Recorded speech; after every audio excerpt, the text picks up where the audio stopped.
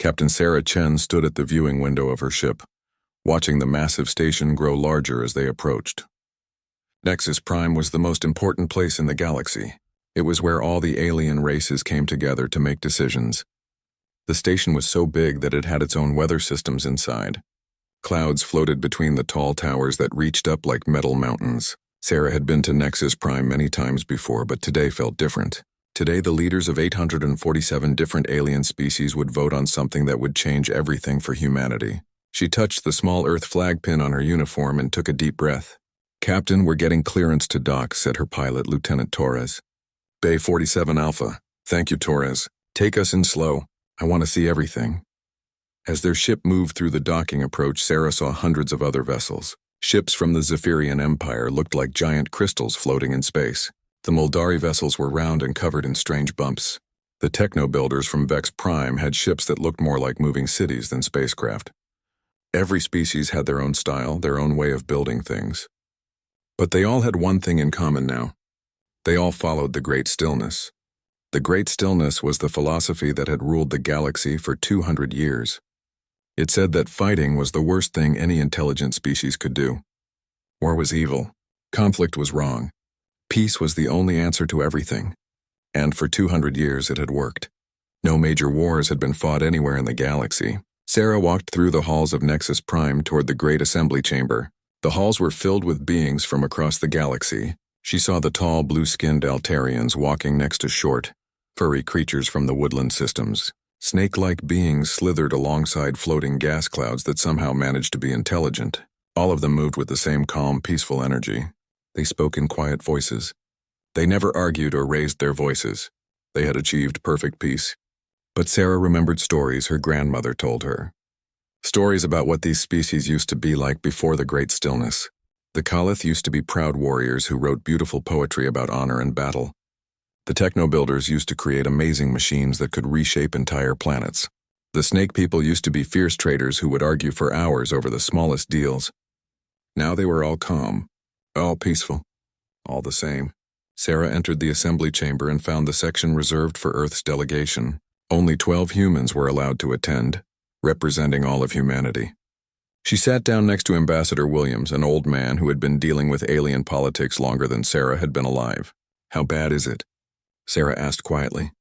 Williams looked tired. "The vote is today. The final pacification protocol. They're going to vote on whether to force it on humanity." Sarah felt her stomach twist. The final pacification protocol was something the Concordat had been talking about for years. It was a way to make violent species peaceful by changing their brains. Small devices would be put into the heads of every human. These devices would make them calm and peaceful, just like all the other species. The problem was that once the devices were installed, they could never be removed. Humans would never feel anger again. They would never want to fight. They would never want to compete or struggle or push themselves to be better. They would be peaceful forever. "Maybe that's not so bad," William said, reading the look on Sarah's face. "Look around, Sarah. Look at this place. 200 years of peace. No wars, no death from fighting. No children losing their parents to violence." Sarah looked around the chamber. Beings from across the galaxy sat together in perfect harmony. No one argued. No one shouted. No one even spoke loudly. It was beautiful in a way, but it was also terrifying. A sound like wind chimes filled the chamber and everyone fell silent. The speaker of the assembly floated to the center of the room. The speaker was a member of the first race, being so old that no one remembered what they originally looked like. Now the speaker was just a glowing ball of light that spoke in musical tones. "Welcome, children of the galaxy," the speaker said. "Today we decide the future of the species called humanity. They have been part of our Concordat for 97 years. In that time, they have given us much. Their scientists have made great discoveries. Their explorers have found new worlds. Their artists have created beauty." Sarah felt a small spark of hope. Maybe the other species would remember the good things humans had done. "But," the speaker continued, "humanity remains violent. They still fight among themselves. They still compete in ways that could lead to conflict. They refuse to embrace the Great Stillness completely. This cannot continue." The hope in Sarah's chest died. "The final pacification protocol has been prepared," the speaker announced. "Small neural devices that will bring humanity into full harmony with the rest of the galaxy. They will no longer feel the urge to fight. They will no longer struggle against each other. They will know peace. A representative from the Altarian Empire stood up. Sarah recognized her as council leader Zara, someone who had always been friendly to humans before. The humans have been good friends to the galaxy, Zara said in her musical voice. But friendship is not enough. We cannot allow any species to remain violent while the rest of us live in peace. It is not fair to them, and it is dangerous for all of us. More representatives stood to speak. The Moldari representative talked about how humanity's competitive nature made other species uncomfortable. The Techno-Builder representative said that human ambition was disruptive to the careful balance of galactic society. One by one, they all said the same thing. Humanity was too violent, too competitive, too ambitious.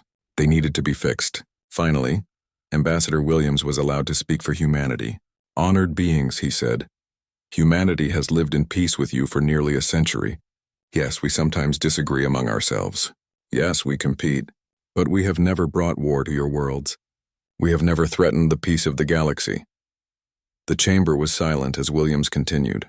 We ask you to let us remain as we are. Our differences make us useful to you. Our drive to explore has found you new worlds. Our willingness to take risks has solved problems that peaceful minds could not solve. We are not asking to be violent.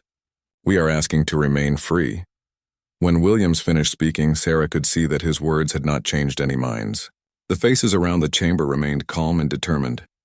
The speaker called for the vote. One by one, each species voted. The Altarians voted yes for the protocol. The Moldari voted yes. The Techno-Builders voted yes. Species after species voted to force humanity to be peaceful. Sarah watched the vote counter on the wall. 100 yes votes. 200, 400, 600, 800. Finally, it was over. 846 species had voted yes for the final pacification protocol. Only one species had voted no. Humanity stood alone. The vote is complete, the speaker announced. The final pacification protocol will be implemented on the human species. They have 1 Earth year to prepare their populations. After that time, concordant medical teams will begin installing the neural devices. As the assembly broke up and beings began filing out of the chamber, Sarah sat in her chair, unable to move. Around her, the aliens chatted quietly about other business. For them, the vote was just another decision made for the good of the galaxy. But for Sarah, it felt like watching the death of everything that made humanity human. Ambassador Williams put a hand on her shoulder. Come on, Captain. We have work to do. What work? Sarah asked. It's over. We lost. Williams looked around to make sure no one was listening, then leaned close to Sarah's ear. The vote was to implement the protocol, he whispered. No one said we had to make it easy for them. 3 months after the vote, Captain Sarah Chen walked through the peaceful streets of Caleth Prime. The planet had once been home to the fiercest warriors in the galaxy. Stories said that Caleth warriors could fight for days without stopping, writing poetry about honor and courage between battles. Now the Caleth spent their days sitting in gardens meditating quietly. Sarah watched a group of them sitting under flowering trees. They were still tall and strong, their bodies built for war. But their eyes were empty of fire. One of them looked up at her and smiled a peaceful smile. Welcome, human friend, the Caleth said. Would you like to join us in contemplation? We are thinking about the beauty of stillness. Sarah's heart broke a little. This being's ancestors had been heroes who fought monsters and wrote epic poems about their battles. Now he sat under a tree thinking about nothing. Thank you, Sarah said, but I have work to do. The Caleth nodded and returned to his meditation. Sarah walked away feeling sick. She was on Caleth Prime as part of her official investigation into the success stories of the final pacification protocol. The Concordat wanted her to see how wonderful life was for species that had already been pacified. They wanted her to write a report that would help convince other humans that the protocol was a good thing. Instead, Sarah was seeing the truth. Her next stop was a building that used to be a training hall for warriors. Now it was a meditation center. Inside, hundreds of Caleth sat in perfect silence. A human doctor named Peterson was taking notes on a tablet. How long have they been sitting like this? Sarah asked. 6 hours, Peterson said. They'll sit for another 6, then go home to eat and sleep. Tomorrow they'll come back and do it again. Don't they get bored? Peterson shook his head. The neural devices make them feel perfectly content. They don't want anything more than this. Sarah watched the Koleth sitting in silence. What about their poetry? Their stories? Their culture?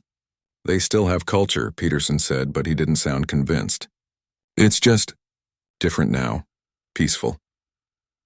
Sarah left Koleth Prime and traveled to Vex Prime, home of the Techno-Builders. Before pacification, the Techno-Builders had been the most creative species in the galaxy.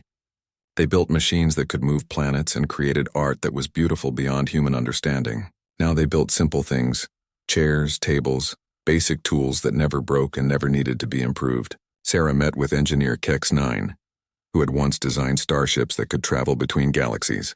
Now he spent his days making cooking pots. Don't you miss building amazing things? Sarah asked him. Kex-9 looked confused. Why would I want to build anything else? These pots are perfect. They do exactly what they need to do. What more could anyone want? But what about exploration? Discovery? Creating something new? New things can be dangerous, Kex-9 said in his calm, mechanical voice. Dangerous things lead to conflict. Conflict is evil. I am happy making pots. Sarah spent weeks visiting different worlds, seeing the same thing everywhere. Species that had once been proud and fierce and creative were now calm and quiet and satisfied with simple lives. They were all happy. They were all peaceful. They were all dead inside. When Sarah returned to Earth, she found the planet in chaos. Not violent chaos, but the chaos of desperate activity. Humans were working day and night on something they called Project Exodus. Admiral Marcus Rivera met her at the spaceport. Rivera was an old soldier who had fought in the last wars between human nations before Earth joined the Concordat. He had scars on his face and fire in his eyes. Chen, thank God you're back. We need your report.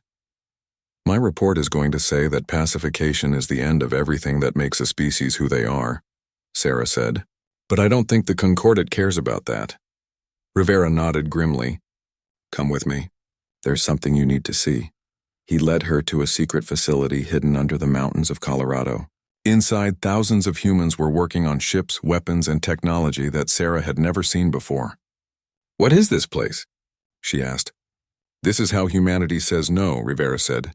President Elena Vasquez met them in a conference room deep underground. She looked like she hadn't slept in weeks.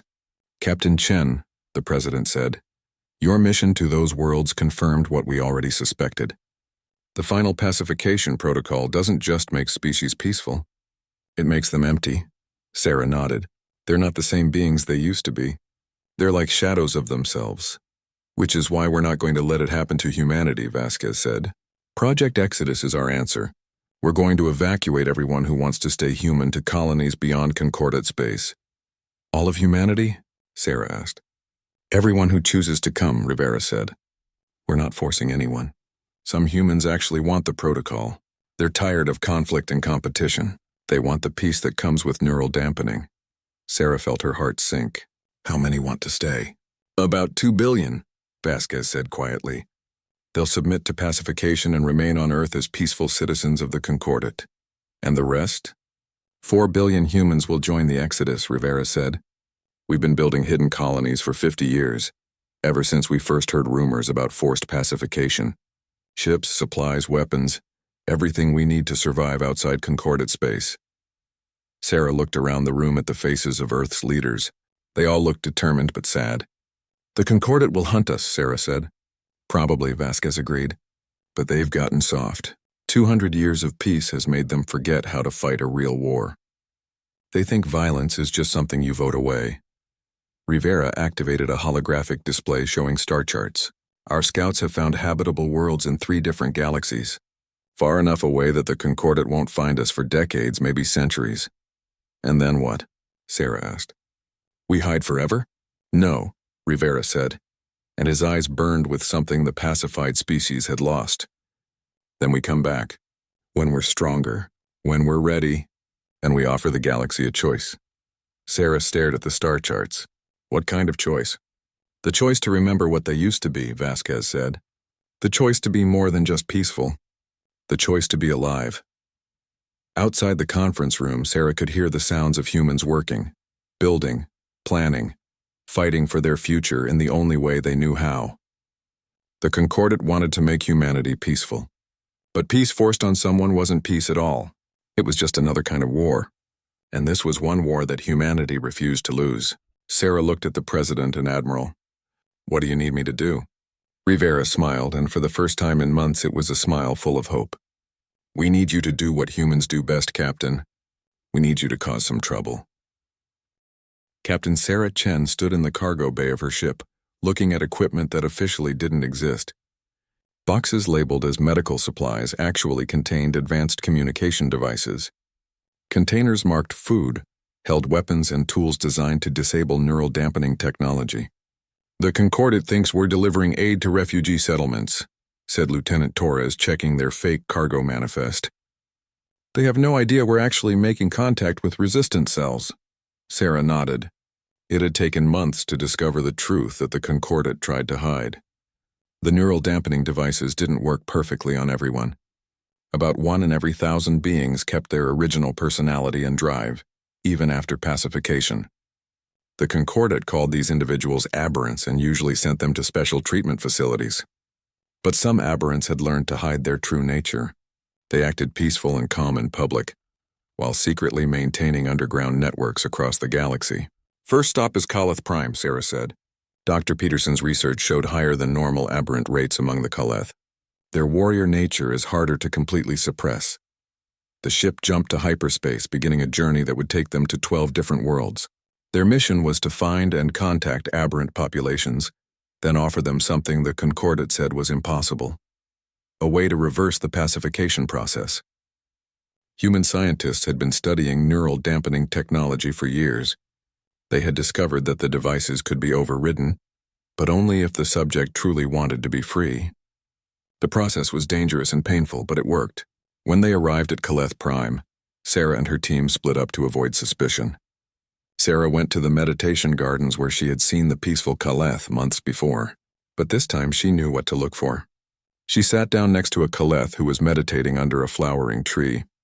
He looked just like all the others, calm, peaceful, empty. But Sarah had learned to watch for tiny signs. The way his hands clenched slightly when he thought no one was looking. The way his eyes tracked movement with just a hint of the old warrior instinct. The flowers are beautiful today, Sarah said quietly.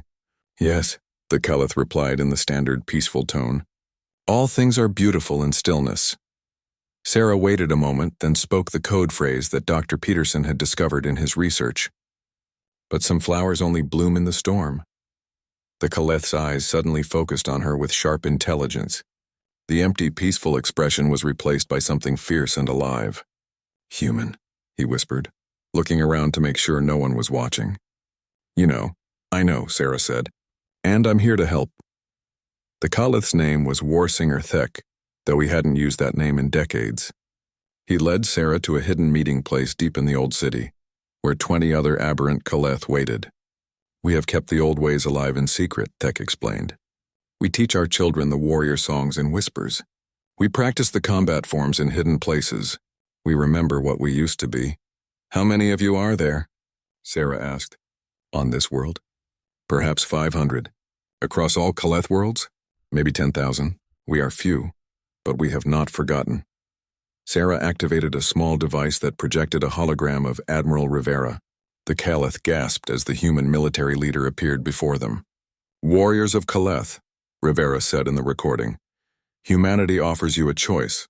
We have developed a way to remove the neural dampeners. The process is dangerous and the Concordat will hunt anyone who undergoes it. But you can be free. You can be yourselves again. Thek stared at the hologram. This is possible? It's possible, Sarah said. But you have to truly want it. The devices can only be overridden by someone who chooses freedom over safety, someone who would rather fight and risk losing than never fight at all. The Kaleth looked at each other. Sarah could see the hunger in their eyes.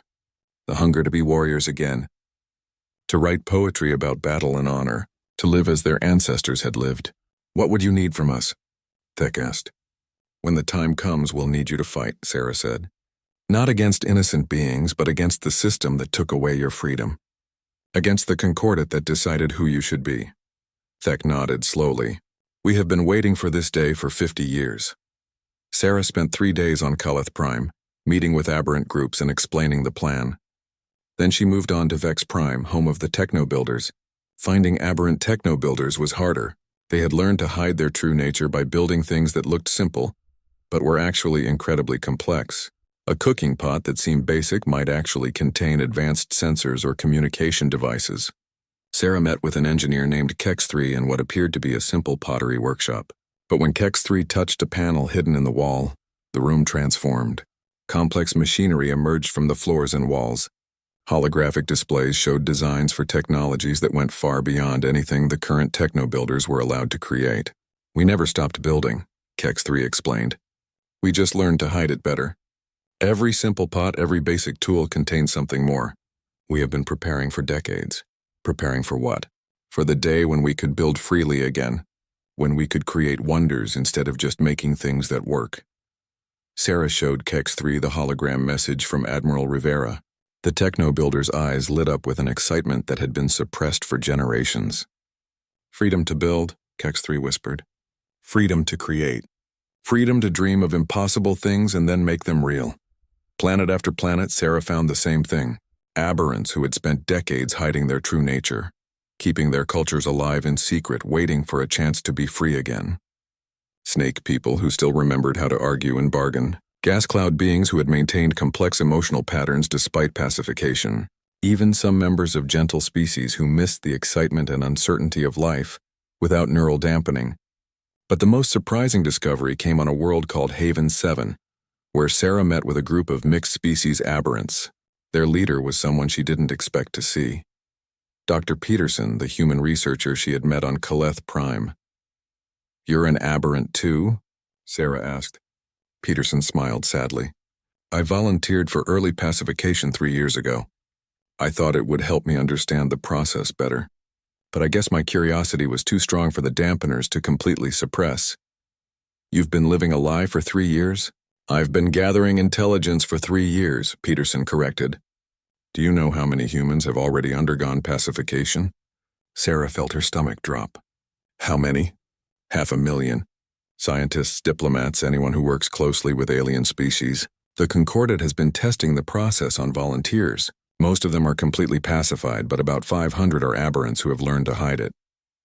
500 human aberrants? 500 humans who remember what it feels like to be curious, ambitious, and free. They're spread across dozens of worlds, gathering information and waiting for a signal. Sarah realized that the resistance was much larger than anyone had imagined. It wasn't just aliens who wanted to be free. It was beings from every species who refused to accept that peace was worth giving up everything that made life worth living. "When do we begin?"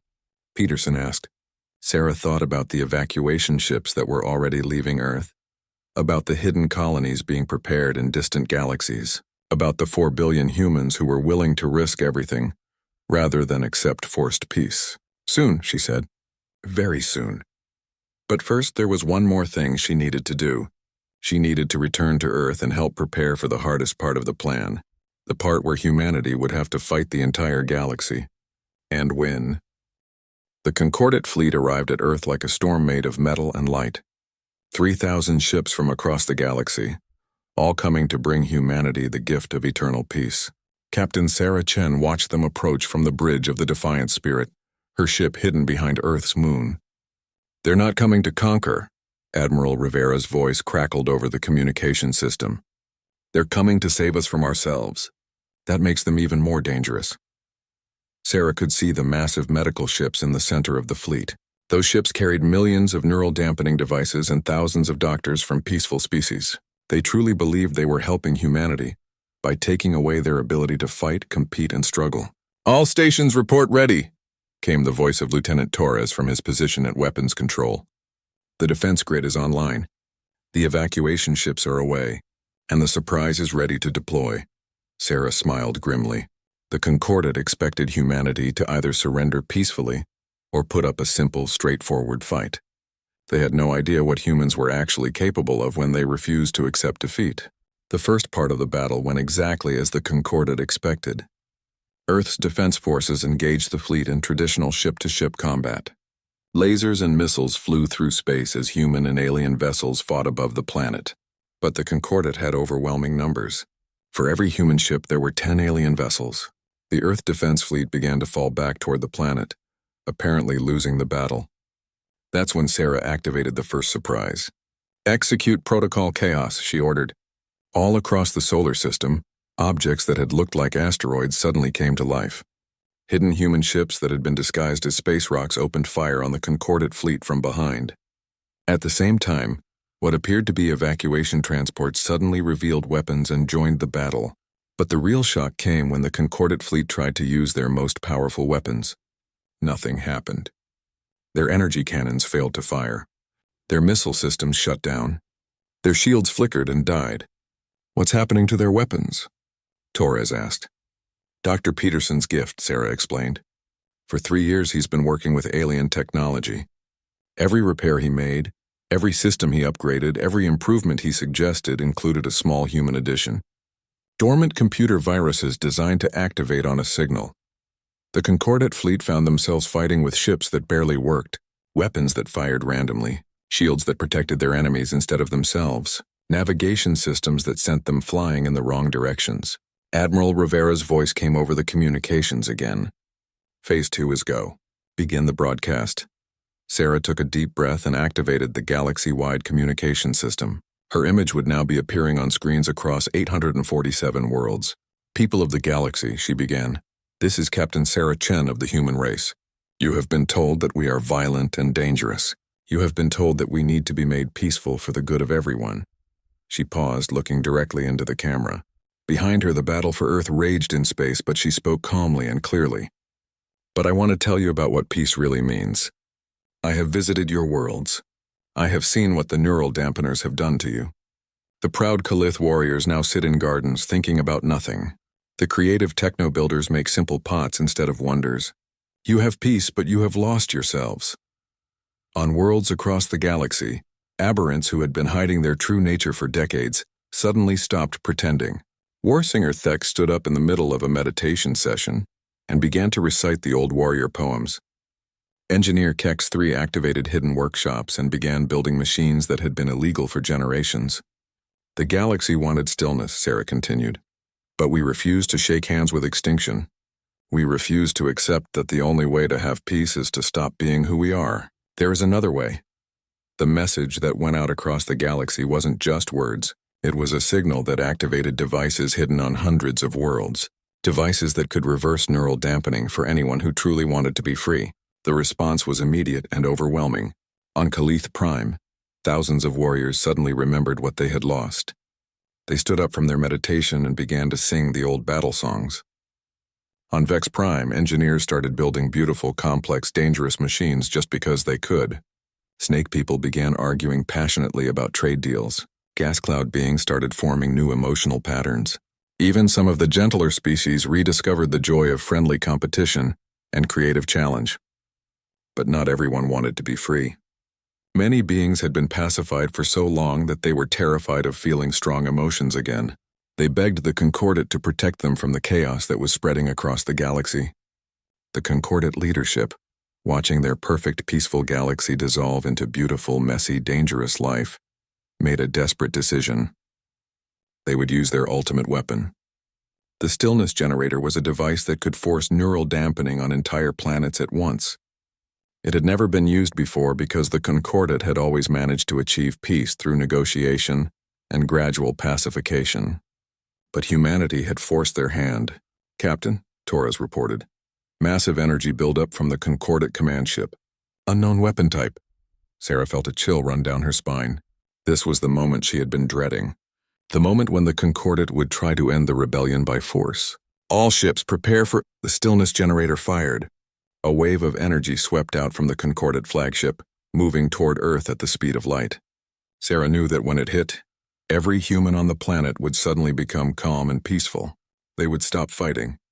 They would accept neural dampening. They would become just another pacified species. But the wave never reached Earth. Instead, it hit something that shouldn't have been possible. A barrier made of pure human stubbornness and refusal to give up. 4 billion humans across dozens of hidden colonies in distant galaxies were all thinking the same thing at the same moment. No, we will not be peaceful. We will not be still. We will be free. The combined will of humanity, focused through quantum communication devices that Dr. Peterson had secretly installed throughout the galaxy, created something that the Concordate had never seen before. a shield made of sheer bloody-minded human determination. The Stillness generator's wave hit the shield and shattered like glass hitting stone. On the bridge of the Concordat flagship, Council Leader Zara stared at her instruments in disbelief. How is this possible? Nothing can stop the Stillness generator. Apparently, said her tactical officer. No one told the humans that. Sarah smiled as she watched the wave of forced peace break apart against humanity's refusal to accept it. All ships, this is Captain Chen.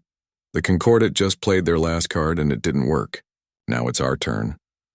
She opened a channel to every ship in the human fleet, to every resistance cell across the galaxy, to every being who had chosen freedom over safety. The galaxy wanted stillness, she said. But today we teach them something better. Today we teach them that true peace isn't the absence of conflict. True peace is the choice to build something beautiful together, even when we could tear it all down. The real battle was just beginning, but for the first time in 200 years it was a fair fight. And humanity had never backed down from a fair fight in their lives. 6 months after the Battle of Earth, Captain Sarah Chen stood on the bridge of a ship unlike any that had ever been built. The new Harmony was crewed by beings from 47 different species, all of whom had chosen freedom over forced peace. Kaleth warriors worked alongside human engineers. Techno-builders collaborated with snake people traders. Gas cloud beings shared sensor duties with former Concordat diplomats who had rejected pacification. It should have been chaos. Instead, it was beautiful. Captain, called Warsinger Thek from the tactical station. We're receiving signals from the Concordat leadership. They want to meet. Sarah nodded. Where? Nexus Prime, the same assembly chamber where they voted to pacify humanity. Sarah smiled. There was a certain poetry to that. Tell them we'll be there. Full delegation. The past 6 months had been unlike anything the galaxy had ever seen. The rebellion that started with humanity's refusal to accept pacification had spread to over 300 worlds. Species that had been peaceful for centuries were remembering what it felt like to argue, compete, create, and grow. But it hadn't been easy. Many beings who tried to reject their neural dampeners couldn't handle the sudden return of strong emotions. Some had violent breakdowns. Others became so overwhelmed by choice and possibility that they begged to be pacified again. The Concordat used these failures as proof that forced peace was necessary. They pointed to riots on former Kaleth worlds and accidents in techno-builder workshops as evidence that freedom was too dangerous. Look what happens when we let them be violent, Concordat leader said. Look what happens when we let them compete and struggle. Chaos and death. But Sarah had learned something important during those difficult months. Freedom was messy and dangerous and sometimes painful, but it was also the only way for life to truly grow. She had seen Warsinger Thek teach young Kaleth how to write poetry about honor, without glorifying mindless violence. She had watched engineer Kex 3 build amazing machines while learning to consider their potential for harm. She had observed former enemies learning to argue passionately about ideas without trying to destroy each other. Freedom wasn't the absence of rules or the right to hurt others. Freedom was the chance to choose who you wanted to be again and again every day of your life. When the new Harmony arrived at Nexus Prime, Sarah was surprised to see how much the station had changed. The calm, peaceful atmosphere was gone. Beings from different species were arguing loudly in the corridors. Some groups were working together on new projects while others debated philosophy with intense passion. It was chaotic and noisy and wonderful. In the Great Assembly Chamber, the same chamber where 846 species had once voted to pacify humanity, a very different kind of meeting was about to take place. The Concordat leadership sat on one side of the chamber. They still moved with the calm, controlled motions of the pacified, but Sarah could see fear in their eyes. Their perfect, peaceful galaxy was falling apart, and they didn't know how to stop it. On the other side sat representatives of the Free Worlds Alliance, beings who had chosen to reject neural dampening and accept the risks and rewards of true freedom. They were louder, more emotional, and more alive than the chamber had seen in 2 centuries. Between them sat a third group that surprised Sarah. These were beings who had chosen to remain pacified, but who supported the right of others to be free. They had found a kind of peace in accepting that not everyone wanted the same things they did. The speaker of the assembly, still a glowing ball of light from the first race, floated to the center of the chamber. "We are here to decide the future of the galaxy," the speaker said. "The great stillness has been broken. War and conflict have returned to hundreds of worlds. The question now is what comes next? Council leader Zara stood to speak for the Concordat. She looked older and more tired than she had 6 months ago. The experiment in freedom has failed, she said. In the past 6 months, over 10,000 beings have died in conflicts that would never have happened under the Great Stillness. Species that lived in harmony for centuries are fighting again. The galaxy is descending into chaos. Murmurs of agreement came from the pacified species. They had seen the news reports. They knew about the violence and the accidents and the breakdowns. We propose the emergency pacification protocol, Zara continued. Universal neural dampening for all species with no exceptions. The time for choice has passed. Peace must be enforced. Warsinger Thek stood to respond. The massive Kaleth warrior looked around the chamber with fierce pride. Yes, beings have died, he said in his deep, powerful voice. Beings die when they are free to make mistakes, to take risks, to choose dangerous paths. But do you know what also happened in the past 6 months? He activated a holographic display that showed images from across the galaxy, Kaleth poets sharing their work with other species, techno-builders creating art that moved beings to tears, scientists from different worlds working together on projects that could reshape the galaxy. We have created more beauty, more innovation, more genuine cooperation in 6 months of freedom than we did in 50 years of forced peace, Thek said. Yes, freedom is dangerous. But the only thing more dangerous than freedom is the death of the soul that comes with eternal peace. Engineer Kex 3 stood up next. The techno-builder's workshop clothes were stained with oil, and his hands were covered in cuts from working with sharp tools. But his eyes blazed with creative fire. I have built 17 new machines in the past 6 months, he said. Some of them failed. One of them exploded and nearly killed me.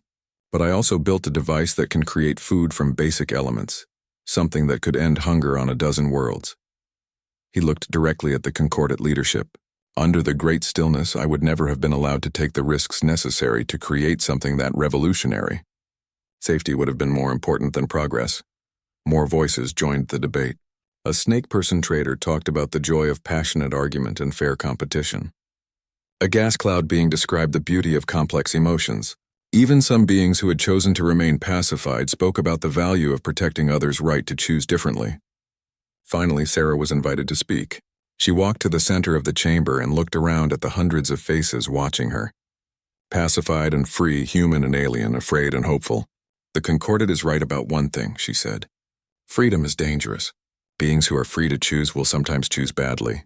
They will make mistakes. They will hurt themselves and others. They will create chaos and conflict. She paused, letting her words sink in. But the Concordat is wrong about something more important. They think that avoiding danger is the highest good.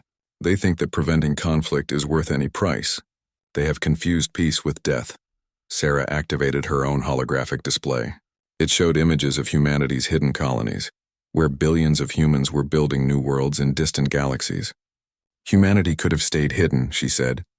We could have built our colonies in secret and left the rest of the galaxy to its peaceful sleep. But we came back because we learned something important out there in the dark between stars. The images changed to show humans working alongside the alien refugees who had joined them, beings from dozens of species learning to live together without neural dampening, with all the arguments and cooperation and chaos that true community required. We learned that real peace isn't the absence of conflict. Real peace is what happens when free beings choose to work together despite their differences. When they argue passionately but fairly. When they compete but don't try to destroy each other. When they take risks together and support each other when those risks fail. Sarah looked directly at Council Leader Zara. The Concordat created a galaxy without war, but they also created a galaxy without growth, without creativity, without the beautiful chaos that comes when different minds work together towards something better. The chamber was silent as Sarah continued. Today we offer the galaxy a choice. Not the choice between war and peace, but the choice between two different kinds of peace. The peace of the grave, where nothing changes and nothing grows. Or the peace of the garden, where different plants grow together, sometimes competing for sunlight but creating something beautiful together. She gestured to the mixed crew of the new harmony, visible through the chamber's viewing windows. We offer to teach any species that wants to learn how to be free without being destructive, how to argue without hatred, how to compete without cruelty, how to take risks together and build something amazing. The vote that followed was unlike the one that had condemned humanity 6 months earlier. This time, the decision wasn't made by governments or councils, but by individual beings choosing for themselves. Some chose to remain pacified, finding genuine peace in their calm, simple lives. Others chose freedom, accepting its risks and rewards. Still others chose something in between, keeping some neural dampening while allowing themselves more choice and emotion than before. But the most important choice was made by the concordant leadership itself. Faced with a galaxy that refused to accept universal pacification, they chose to step back and allow different species to find their own paths to peace.